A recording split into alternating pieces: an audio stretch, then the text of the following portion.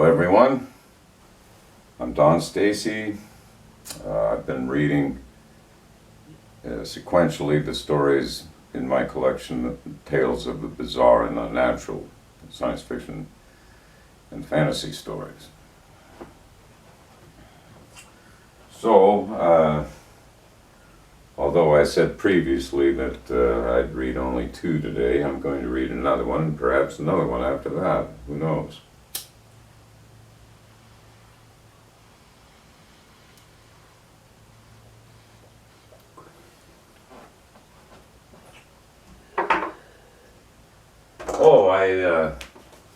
I found a very interesting used book in my hometown when I went there for our 50th high school reunion, postponed by 2 years thanks to the pandemic.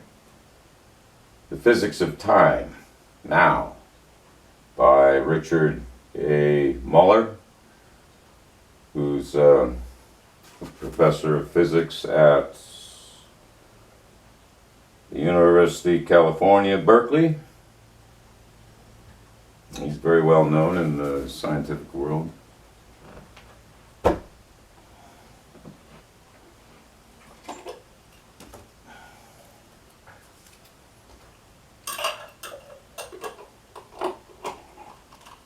Turns out that throughout history, people, men mostly, have wrestled with trying to discuss what time is, and no one has really done a very good job of it until perhaps Einstein.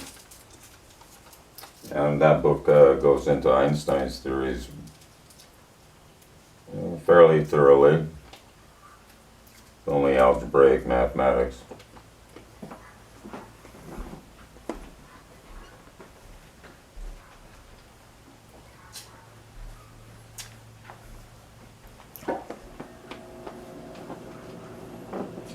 Anyway,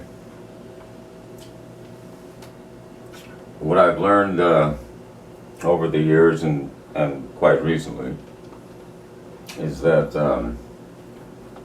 matter at the subatomic level, which is what quantum mechanics deals with, behaves very, very differently than what human beings are able to perceive in their ordinary world, the human world. Very different. Anyway, winter foliage.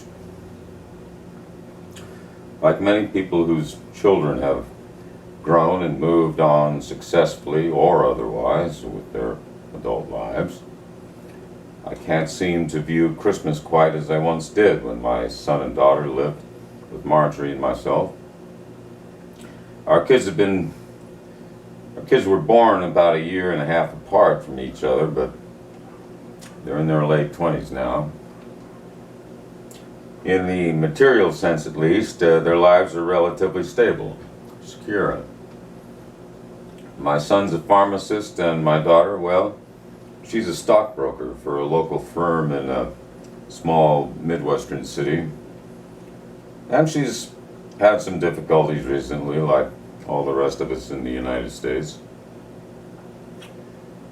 I say in the material sense because I don't believe they are particularly happy, either one of them. Although my son is married, has been married for a little more than 5 years now, he and his wife so far remain childless. And since I rarely speak with him on the phone, I can't really say what's going on in his life at this time. My daughter is somewhat more congenial, but then daughters seem to be far more deeply connected to their mothers, yet that's just a hunch on my part, and I only base that on what you might call the anecdotal evidence of my wife and daughter chatting on the phone at least once a week. And these long-distance conversations have been going on ever since Jennifer moved away from her for her freshman year to attend Waverly University. private institution geared for aspiring young professional women. I've been considering taking early retirement. I'm an attorney here in Salt Lake City, and I'm also involved with the local chapter of the Democratic Party. Of course, all of my friends were deliriously happy when Barack Obama won the election. And I must say that John McCain, whom I had taken to calling Citizen McCain, was close to being conciliatory in his concession speech. The man is indeed a maverick politician and remains a formidable one, regardless of his recent vacillating absurdities.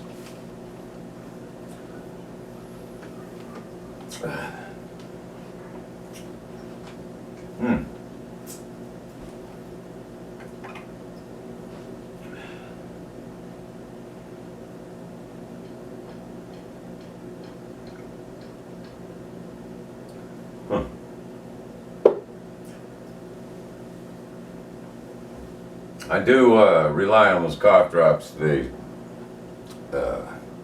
We import from, what is it, Sweden, Switzerland. What the hell do they call those things? Oh yeah, Ricola. So there's an embedded commercial for you.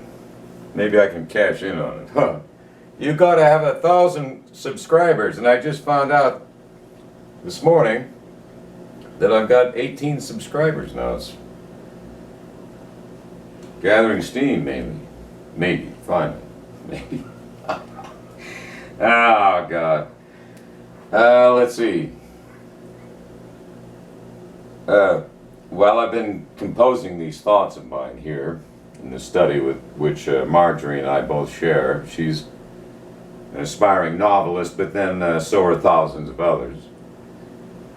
She's somewhere downstairs within the first floor of our large home. We've lived here for close to 30 years now. The mortgage was paid off just a couple of years ago, and we threw a big party on a warm August night and had a wonderful document burning ceremony, which had all the trappings of a witch's Sabbath, I suppose. Marjorie certainly appreciates all the work that I put into our backyard garden. And it is quite unusual, I should add. Although hardly a master gardener myself, I simply enjoy the time I spend outside in fresh air, getting dirt under my fingernails. Oh, yes.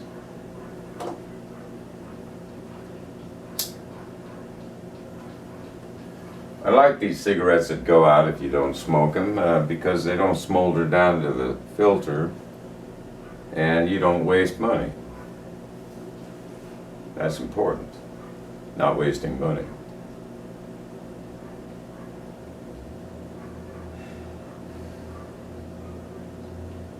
Now the other day I went to a nursery to look at everything that they had to offer.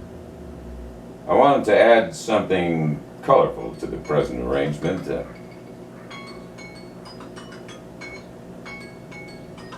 Fuck.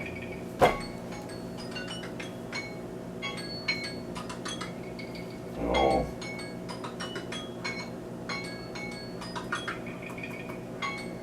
Fuck. I didn't know how to shut it off. The water tank I have in the basement isn't quite big enough to fill this walk-in tub this house came with, and so I fill it 2/3 of the way, shut it off, wait a half an hour, and then fill the rest. And that was the timer to fill the rest. But water can retain heat for a long time. That's why climate change is really fucking things up in terms of hurricanes. The ocean, particularly the Gulf of Mexico, with regard to the United States anyway, serves as a gargantuan heat sink.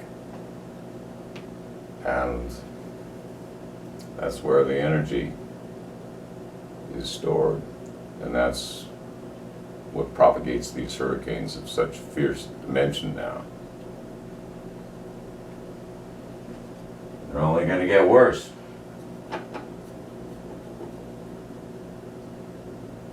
There's a horrendous inertia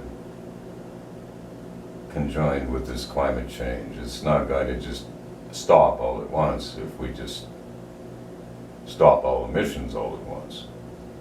No. It'll keep going for quite a while, and no one really knows how long before it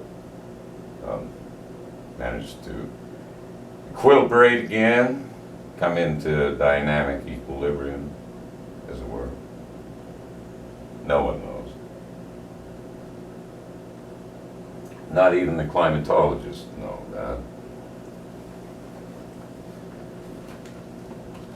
But it won't be anytime soon. Probably a couple of centuries, no doubt. Meanwhile, we're all going to be suffering if we're still here, and that's debatable.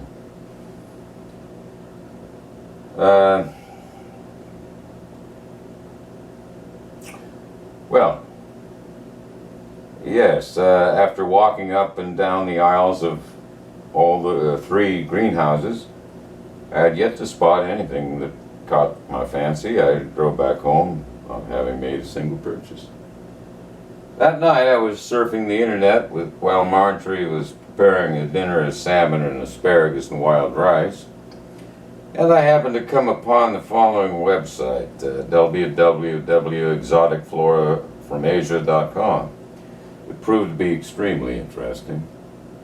So I made a purchase for a plant which this website claims is a perennial and will bloom once every season under the right conditions. This seemed so odd to me that I could not resist getting. The seeds for this botanical marvel arrived by Federal Express in a couple of days, and on the last weekend in October I planted them along the backyard walkway.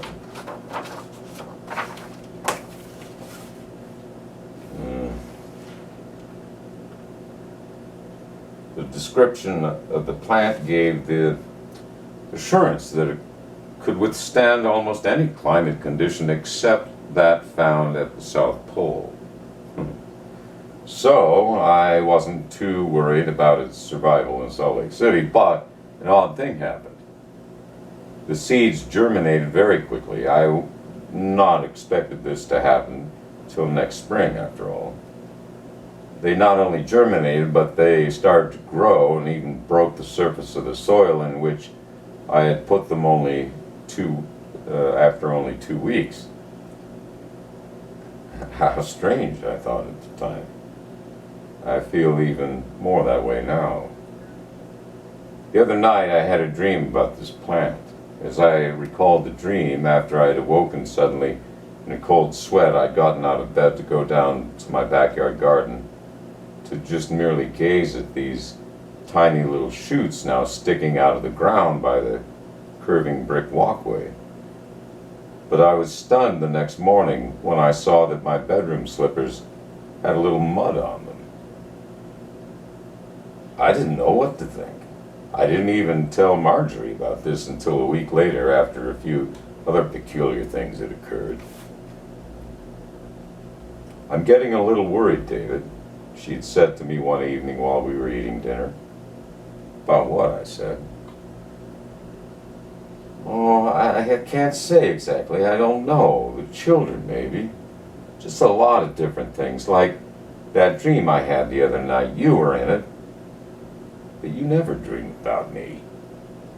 "I sure as hell did the other night, and it wasn't very pleasant either." She gave me this odd look that I'll never forget, as if she were accusing me of something, some nameless crime I'd supposedly committed. "Okay," I said with a slight note of caution. "What happened?" "It's more of what didn't happen that bothered me." "Well, what didn't happen then?" "Oh, Jennifer and Michael and Sharon didn't come home to visit us for Christmas. It's nothing new. No, it's not, she said. Then after a pause, she said, but the Wainwrights didn't invite us to their Christmas party either. And the postman didn't deliver the mail. And none of the broadcasts came on TV, and oh, and she started to cry. Tears ran down her face. I was too astonished at first to be frightened, but then I snapped out of it and jumped out of my chair and hurried over to her side of the table. She grabbed my hand as though she had been in the sea for hours and someone had finally come to rescue her. Marjorie, for God's sake, what's wrong? I said, my voice trembling. I don't know, David. Oh, God help me, I don't know. That's when I happened to glance out the dining room window. The nearly full moon was casting enough light down so that I could just barely see the backyard garden. As if by some compulsion, I slowly withdrew from Marjorie's side and went to the window and peered out. I could see the walkway well enough and the spot where I'd planted my little oriental seeds. The plants had grown several inches in just a matter of days.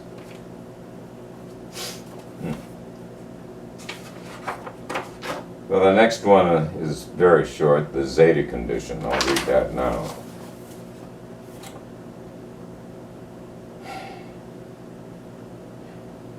As we all know, violent crimes have long since become a historical curiosity in our advanced culture. When women bear children, the new issue is thoroughly tested for its genetic microstructure along each and every chromosome. Potentially troublesome areas are instantly detected and biochemical operations are then performed to assure both parents and society on the whole that the child has the optimum chance of a well-contented, successful, and productive life. We simply don't permit failure in this regard, for to do otherwise would certainly be dangerous in the long run.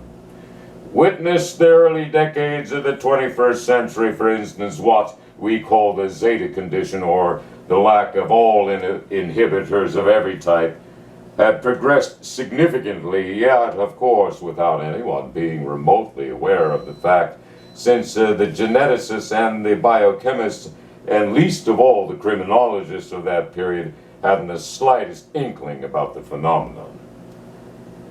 It wasn't until the Iranian-born Hafez Matami made his chief discovery not quite 2 centuries ago that this complex problem was first presented to the scientific community in as close to incontrovertible form as humanly possible.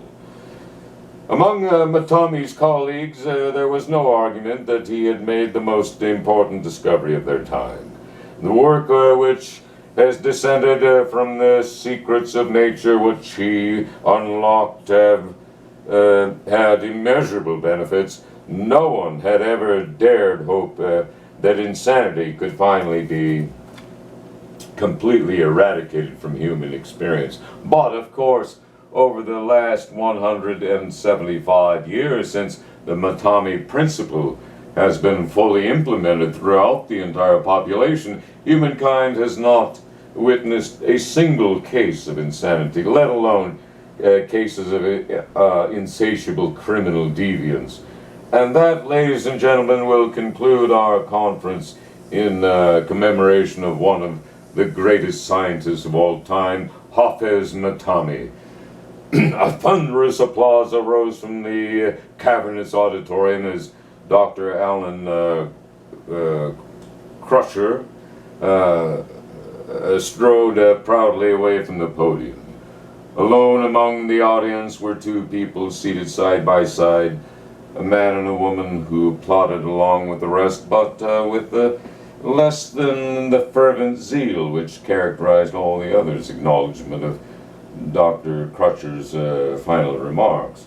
The man whose once handsome face was now marred by time and endless thought and chronic sleep deprivation, leaned toward his companion and said into her ear, "He doesn't know it, but he's wrong."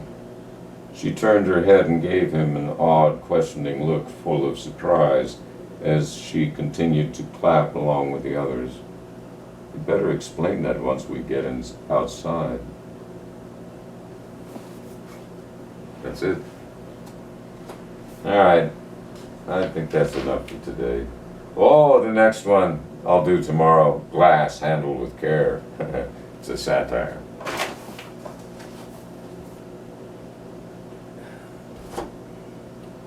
And I do love satire.